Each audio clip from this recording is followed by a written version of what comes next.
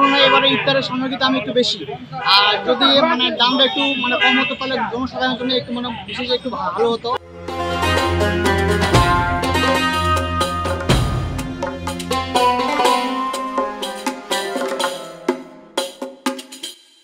ইফতারের দামটা এবার অনেক বেশি। আর গতবারে ইফতারি কিনছিলাম, এবারও ইফতারি নিতে আসি। এর আগের বারে দেখা গেছে যে সকল জিনিসপত্র 5টা 6টা করে, যেমন বেগুনি, পেঁয়াজ, 5টা 6টা করে নিছি। এইবারে সেগুলো দেখা যাচ্ছে যে 1-2টা করে। আসলে যেহেতু রোজা আছি, বাসায় সবাই রোজা আছে, একটু ইফতারি না নিয়ে গেলে কেমনটা দেখায়, সেই জন্যই আসলে পরিমাণটা একটু কম করে নিতে হচ্ছে, এতটুকুই। আর দাম সবকিছুর দাম বেশি।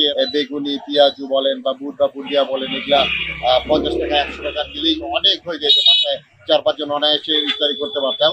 সেই পণ্যগুলোই এবারে দেখা যাচ্ছে যে সেই 100-200 টাকা নিলেও একজন বা 2 জনের থেকে বেশি হচ্ছে না।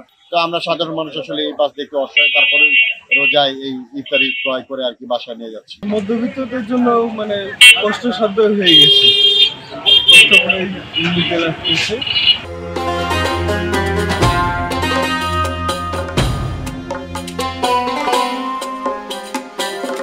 অনেক আইটেমের জিলাপি, বুন্দিয়া এগুলো বানাইছি, পেঁয়াজু বড়া বানাইছি। লোক নাই, কাস্টমার নেই, বেচা কিনা কম, বসে আছে। আগে যেমন ছিল বুন্দিয়া 120 টাকা কেজি, এখন 160 টাকা। চিনি ছিল আগে 80 টাকা, এখন হচ্ছে 120 টাকা। এই জন্য আমরা একটু প্রোডাক্টের দাম বাড়াই দিচ্ছি। আমাদের এখানে আছে chicken grill, chicken fry, chicken keema, তারপরে আছে ভালো ভালো প্রোডাক্ট আছে। বিক্রি এবার গতবারের চেয়ে এবার কম, কাস্টমার কম, অনেকে বাড়িতে আয়োজন করে, তো এই জন্য মনে হয় কম বেচা কিনা। জিনিসের দামপত্র বেশি, তেলের দাম বেশি, ময়দার দাম বেশি, যেমন এই জন্য হয়তো বা অনেকে চিন্তা ভাবনা করে বাড়িতেই আয়োজন করে, এই জন্য একটু কাস্টমার কম।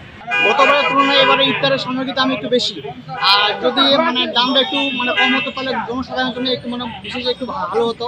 তো আমরা দেখতে পাচ্ছি যে অনেক দোকানদারগুলো অনেক মালামাল তৈরি করে ভ্যাটি আইটেম বলেন, যে কোনো আইটেম বলেন সব তৈরি করছে, কিন্তু তারা যে বিক্রি করবে সেই কাস্টমার পাচ্ছে না। দোকানদারগুলো একটা কথা বলতেছে যে যদি জিনিসের দাম যদি কম হতো তাহলে ওরা কম রেটে মালটা বা বাজারে মানে গ্রাহকের কাছে ওরা দিতে পারতো।